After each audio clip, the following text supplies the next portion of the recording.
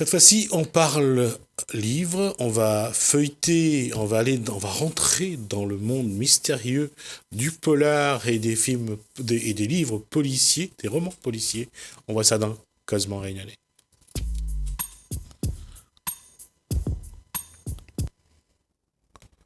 Ah, bonsoir Gaël Guiton, Bonsoir Jismi, comment ça va? ça va très bien aujourd'hui. Alors, vous nous avez amené un détective privé, c'est ça? Non, un auteur, Bonsoir. Christophe Chabiran, Ouais. qui a écrit de la saga policière, je dirais plutôt saga policière avec deux héros emblématiques, Casambo et Picard. Donc il a sorti le 4e tome il n'y a pas longtemps, c'est ça? Oui, il vient de sortir là. Voilà. Au début du mois. Alors, vous avez répété son nom? Christophe Chabiran. Christophe Chabiran. Alors, auteur depuis combien de temps déjà? Auteur depuis toujours, publié depuis une quinzaine d'années. D'accord. Publié ici à La Réunion ou bien Oui, Orphy c'est pas vraiment spécifiquement réunionnais, mais Orphy est spécialiste de tout ce qui est littérature outre-mer, ultramarine. D'accord. Alors, le personnage Nous avons un duo. Voilà. Un duo de personnages donc réguliers, ils sont là sur les 4 tomes, qui sont Picard et Casambo. Deux policiers que j'ai un peu comparé à Starsky et Hutch par la manière de fonctionner, leur duo. Ils sont complémentaires. Voilà, ils sont très complémentaires. Voilà, c'est des héros que j'ai comparé à Starsky et Hutch pour ceux qui l'ont vu. Alors de quel livre on va commencer à parler? De tous en final, parce que ce sont des héros récurrents sur la saga. Il y a donc sur chaque roman, Christophe Chabiran nous propose 2 enquêtes, donc 2 histoires bien distinctes, et on voit les personnages évoluer au fil des tomes. D'où vient cette passion pour l'écriture? Depuis que je suis tout jeune, j'ai j'ai 2 passions, c'est la musique et l'écriture, et donc j'ai employé toute ma vie jusqu'à maintenant avec ces 2 passions. D'accord. Pourquoi le choix du roman policier? En fait, moi, je suis plutôt nouvelliste. J'écris essentiellement des nouvelles. Et là, c'est Orphy qui m'avait proposé de monter une collection policière. J'ai accepté le défi, je l'ai relevé, et maintenant, je me suis pris au jeu. Donc, mes histoires policières, en fait, sont plutôt à voir comme des grosses nouvelles, plutôt que comme des romans policiers classiques. Le cadre, c'est toujours le même? C'est un petit peu Dick Tracy, chapeau, un cadre un peu polar, ou c'est autre chose? Non. C'est cadre vraiment réunionnais, ça se passe à La Réunion. Ça se passe toujours à La Réunion. À quelle époque toujours? Actuelle, contemporaine. Contemporaine. Ah oui, c'est extrêmement contemporain. De toute façon, toutes les enquêtes sont contemporaines, et ce qui est bien, c'est qu'on a l'impression que Christophe Chabiran peut utiliser des faits d'actualité qui puissent arriver, ou des faits d'actualité anciens qu'il manipule pour faire ses enquêtes. Donc vraiment, c'est du contemporain, on a l'impression d'y être. Des personnages très réalistes, qui sont loin de ressembler à des surhommes extraterrestres, comme je dis souvent, des fins limiers, on va dire, qui mènent leur enquête avec leurs moyens et sans en rajouter, en fait. C'est des héros très réalistes. De toute façon, quand on regarde les polars, généralement, les détectives privés ou les policiers sont tous des poivreaux. Ils sont souvent... Non, les policiers à moi sont... Pas vous. Je parle de... Oui, je sais bien, ce cliché du policier alcoolique et nocturne. Là, non, c'est simplement des gens... Mes policiers sont des gens ordinaires, des gens... normalement intelligents, qui réalisent leurs enquêtes. C'est aussi des bons vivants. Ils aiment la bonne chair, ils aiment les jolies femmes, mais ils sont assez ordinaires, en fait. Tout le monde peut se retrouver. Même dans Qui veut la peau de Roger Rabbit, Bob Hawkins, c'était pas... Non, on est vraiment sur... non, ça reste... la description de Christophe Chabiran, ça reste des bel hommes. Oui. Voilà, avec un âge mature, mais ça reste des bel hommes. Voilà, on n'est pas sur le stéréotype. Ils sont pas surhumains. Ils sont pas surhumains, ils restent des bel hommes. Et pour compléter un peu ce que vous disiez sur le fait que c'est très contemporain, la première page des Gouttes d'eau, vous pouvez me regarder de quand ça a été écrit, les Gouttes d'eau. Je crois que c'est... je me souviens plus trop, ça doit 2015. faire 2015, donc ça fait 4 ans. La première page annonce les Gilets jaunes. Toute la première page, ça se passe d'ailleurs au même mois que quand c'est arrivé, donc 3 ans plus tard. Et vos Gilets jaunes à vous, dans votre livre, ils font quoi? Ah ben ils caillassent, ils utilisent les grenades pays, etc., etc. Mais j'annonce, c'est rigolo parce que j'annonce d'une manière presque prophétique ce mouvement de protestation, ce qui prouve bien que mes ouvrages sont ancrés dans cette réalité, y compris sociale, à La Réunion. Donc il y a je vais dire ce qu'on retrouve souvent, un peu de misère, un peu de promiscuité, un peu de gens qui vivent des minima sociaux également. Pas forcément, non, pas forcément. Mais là, c'est un exemple pour montrer que c'est vraiment ancré dans la réalité du terrain à La Réunion. D'accord. La majorité des meurtres se passent dans des milieux aisés. Oui. Dans le premier, je me souviens d'Atura, parce que l'héroïne m'a marqué, ça se passe dans des milieux aisés. Donc non, il n'y a pas une stigmatisation sur La Réunion. Voilà, c'est... Pas seulement, oui, bien sûr, il peut y avoir stigmatisation, mais on peut en parler sans pour autant... Non, c'est dans le milieu aisé.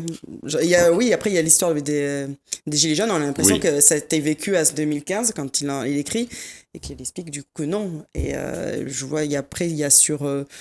je crois que c'est Fugue, où il y a cette histoire de... excusez-moi, d'attentat terroriste qui peut se passer. Donc voilà, on se pose la question, ça peut arriver, puisque La Réunion est connue pour le bien vivre ensemble. Et on se dit, voilà, ça reste réaliste, ça reste concret, ça peut arriver. Alors, en plus, il y a aussi quelque chose, ça c'est un trait de ma personnalité, j'aime bien la nage à contre-courant. C'est-à-dire que quand tous les gens sont d'accord en général, j'aime bien mettre mon petit grain de sel pour dire, attention, on est tous d'accord, mais faut peut-être se méfier, tout n'est pas parfait, on n'est peut-être pas non plus dans le meilleur des mondes. D'accord. Il y a de temps en temps une pénétration dans certaines communautés encore un peu réservées à La Réunion ou pas?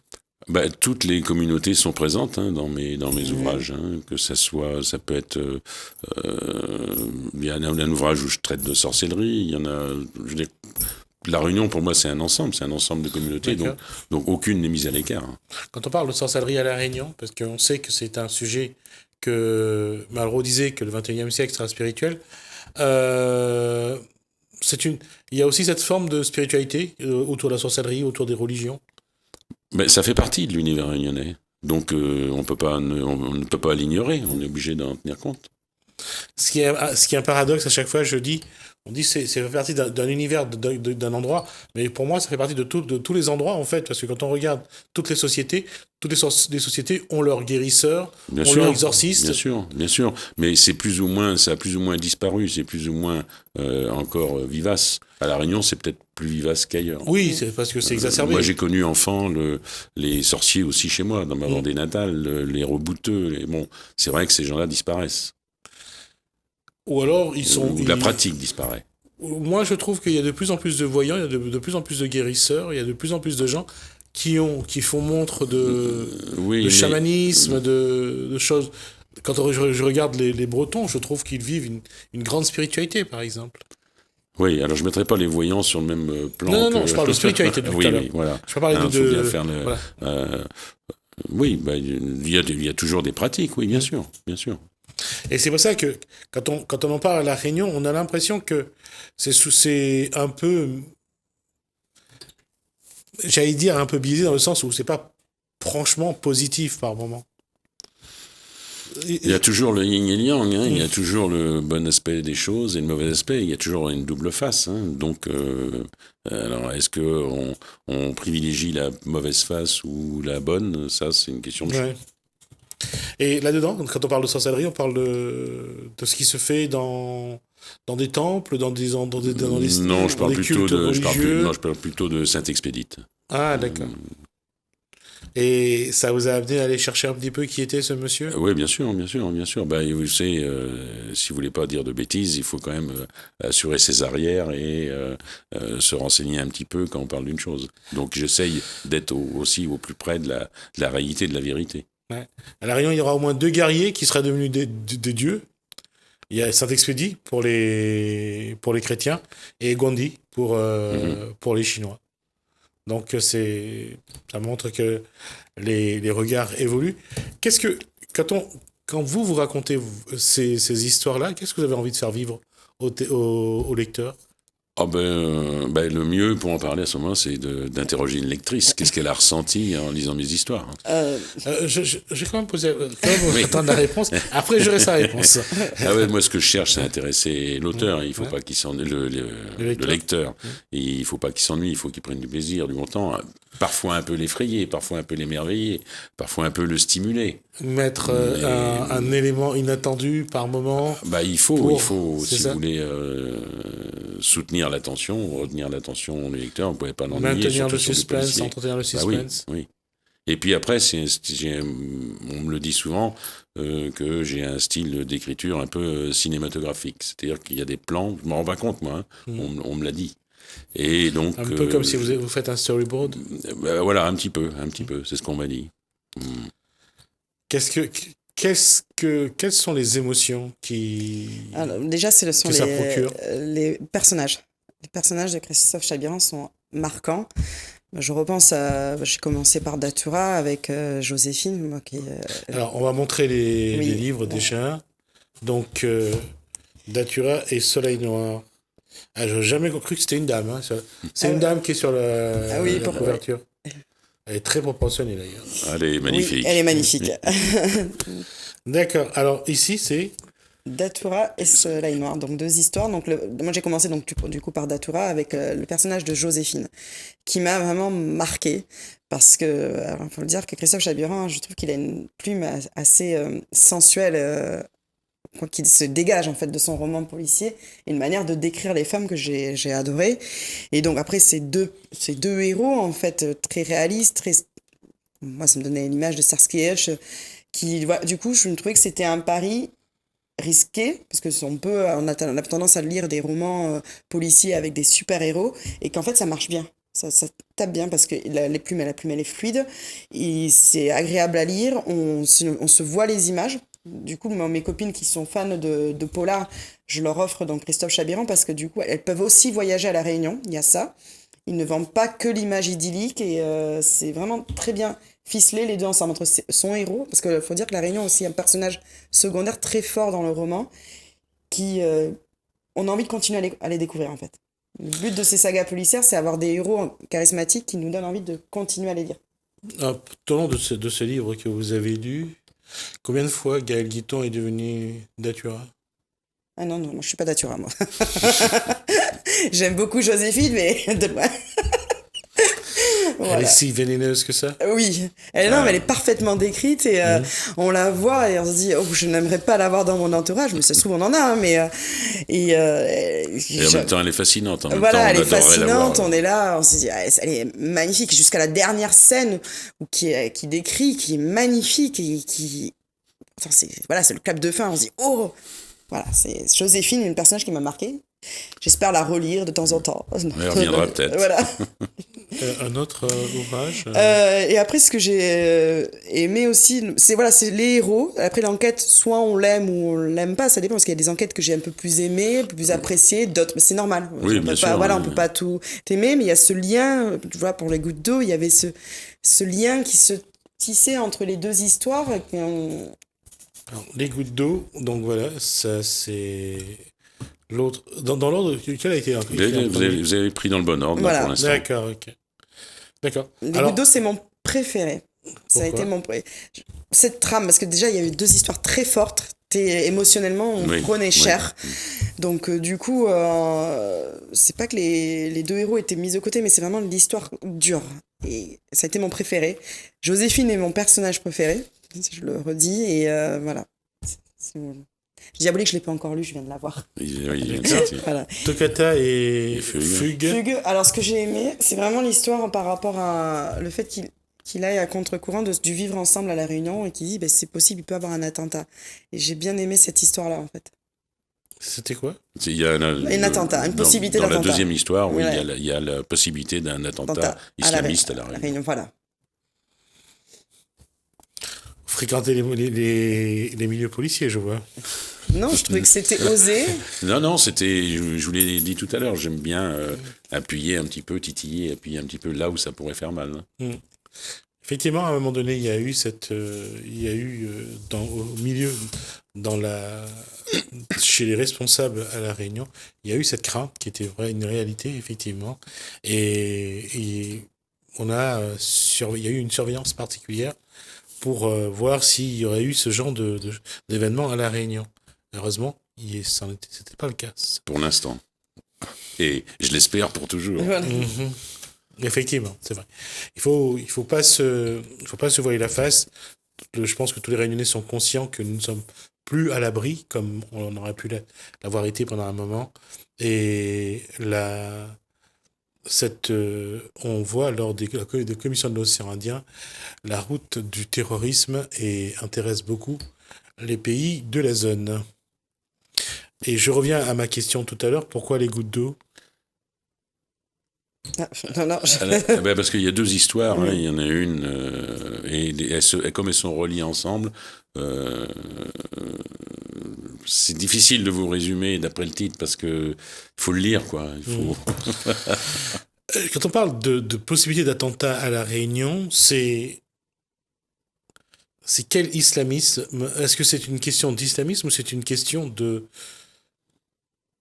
fait qu'on vit dans une zone où il y a également des situations assez extrêmes? D'une part, oui, il y a des dangers forcément. Il y a des îles, il y a des îles aujourd'hui dans l'océan Indien où on applique vraiment la loi islamique. Oui, mais il y a aussi le fait de la misère sociale et que en général, ces gens qui commettent des attentats, ils sont pas forcément très éduqués, ils sont pas forcément ou manipulés par des gens qui sont plus éduqués, qui sont les détenteurs d'une certaine idéologie. Moi, tout ce que je fais là-dedans, je milite pour aucun parti, ni là, je regarde une situation un petit peu comme un scientifique regarde et je dis voilà, il pourrait y avoir ça. Quels sont les thèmes que vous n'avez pas encore abordés ? Diabolique, on va quand même dire 2 mots sur Diabolique. On va le montrer aussi. Oui, c'est le dernier. Voilà, ça c'est le dernier. Alors pour ceux qui ont des références cinématographiques, bien sûr tout le monde se rappelle donc des 2 films dont le titre était Diabolique. La première date de quand même... des années 60, c'était Clouseau. Et la dernière a été donc avec Sharon Stone et Isabelle Adjani. Comment une maîtresse et une femme tentent de tuer un homme. Enfin là, on n'est pas dans ce schéma-là. Le titre est commun. Il n'y a pas grand-chose de commun avec les films de Clouseau que vous venez d'évoquer. Oui.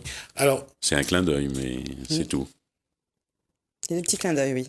C'est souvent quand on regarde dans les romans policiers, on regarde dans les polars, dans les thrillers psychologiques, ça révèle toujours des comportements, des schémas de comportement qu'on est surpris de découvrir. Il faut toujours surprendre. Oui, c'est le principe le suspense, la surprise, c'est le principe aussi du roman policier.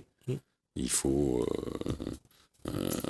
attaquer, prendre des plans d'attaque qui déstabilisent.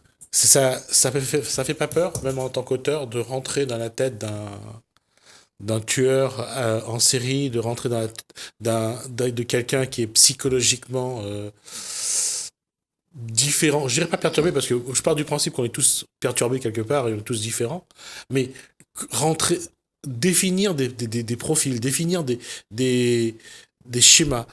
Parfois, il faut quand même aller plus loin que l'individu. Oui, mais moi, je suis moins dans le... Comment dire, la psychologie. Non, c'est pas ça. Je suis moins dans la tête du tueur que dans celle des policiers et de l'organisateur de tout ce petit monde-là. C'est un petit monde que j'ai créé, où j'organise. Et parfois, par contre, c'est vrai, je peux me faire surprendre et des fois, je pars dans une autre direction que celle que j'avais prévue. Ça, ça arrive. Parce que ça accroche mieux le lecteur ? Non, parce que les policiers, ils finissent par avoir mes 2 lieutenants de police, qui d'ailleurs vont bientôt passer capitaine. Ils ont pratiquement, dans mon esprit, une vie autonome. Ils ont pratiquement une existence réelle, alors qu'elle n'est que virtuelle pour l'instant. Mais au fil des livres, ils gagnent en autonomie. Et c'est un petit peu eux, vous voyez, un petit peu comme Geppetto qui crée la marionnette Pinocchio. Au bout d'un moment, la marionnette, elle lui échappe un petit peu. Donc finalement, en faire des pères de famille, des gens ordinaires qui... Père de famille, je ne le vois pas comme ça pour l'instant. Moi non plus. Ils sont pas... Non. Vous avez dit des gens ordinaires. Ils sont ordinaires, mais ils sont policiers, ils sont quand même dans un milieu qui n'est pas, lui, très ordinaire, le milieu de la police, des enquêtes. Donc, non. Starsky Hutch, ils n'étaient pas pères de famille. Casambeau a failli l'être, père de famille, mais bon, malheureusement, son épouse a disparu, vous voyez. Et ils sont pas opposés au fait d'être père de famille, mais c'est pas pour tout de suite. C'est vrai que si on regarde à la télé, les policiers, généralement, il y a que Colombo qui était marié, mais bon, on n'a jamais vu sa femme. Voilà. Et puis pour tous les autres, ils sont célibataires.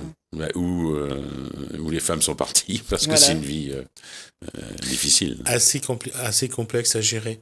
Le prochain, ça sera...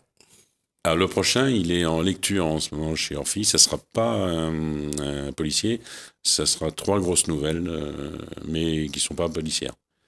Je vais renouer un petit peu avec mes autres, parce que là, vous avez 4 livres sur la table, 4 romans policiers, mais il y a aussi mes recueils de nouvelles, qui ne sont pas là, mais que j'ai publiés auparavant, puisque là, le Diabolique, c'est le 9e bouquin. De toute façon, on aura l'occasion de vous accueillir de nouveau donc avec votre dernier ouvrage. Avec plaisir. Amener les autres, on aura l'occasion de les montrer aussi, de voir un petit peu comment... Il n'y a pas que, dans la vie, il n'y a pas que de la police, il y a aussi les meurtres. Donc, la question, c'est... on aura l'occasion, donc, je disais, d'aborder ça la prochaine fois. On arrive donc à la fin de l'échange. Gaëlle, la semaine prochaine, est-ce qu'on sait déjà qu'est-ce qu'il y aura au menu ? Oui, je vais recevoir... Des livres de cuisine non, Daniel Laurette, toujours aux éditions Orphy. Oui, je le connais. On va parler de son roman Couillonnade. Oui, voilà, ce sera le sujet du jour. D'accord. Les couillons. Ça parle de tout le monde, finalement. Voilà. Merci. Merci à vous. Merci de m'avoir invité. Donc, pour cette... Et puis, c'est bien de découvrir, parce que je pense que ce que Gaëlle fait, c'est de montrer qu'il y a à La Réunion de bons auteurs et de les promouvoir. Et puis, l'émission sert aussi à ça. Et Gaëlle est sans doute la meilleure actuellement à ce poste. Merci. Merci à vous. Merci à vous. Nous, on va se quitter. Merci François. Et merci surtout pour cette contribution efficace. Merci Marie-Sylvie. Moi, je vous dis à demain.